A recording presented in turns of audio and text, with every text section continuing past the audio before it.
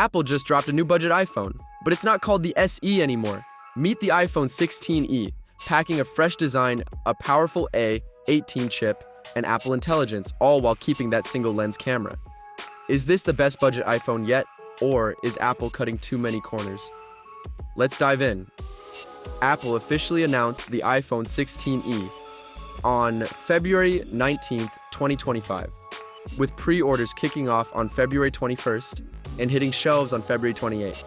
The starting price, $599. That's a pretty big jump from the old iPhone SE, but you do get more storage, a bigger screen, and new features. Speaking of storage, you get 128 gigabytes standard, with 256 gigabytes and 512 gigabytes options if you need more space. But here's the catch, it only comes in black or white. If you were hoping for cool colors like the iPhone 16 lineup, you're out of luck. And as usual, no charging brick in the box, just a USB-C to USB-C cable. Apple finally ditched the chunky SE design, giving the iPhone 16 a modern, almost all-screen look. It's got a 6.1-inch Super Retina XDR OLED display, so it's a huge upgrade from the tiny 4.7-inch screen on the old SE. It's not as bright as the iPhone 16, 1,200 nits versus 1,600 nits, but it still supports HDR and True Tone.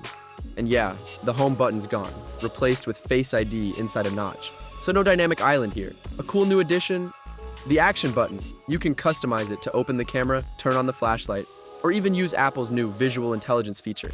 Basically like Google Lens, but Apple style. And yes, Lightning is dead. We finally have USB-C, just like the iPhone 16 and iPads.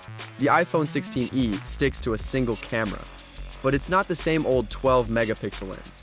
It's now 48 megapixels, which is a pretty big jump.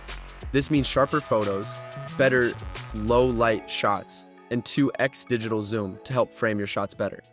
It also brings deep fusion and photonic engine processing, plus night mode and portrait mode for solid camera performance in most situations.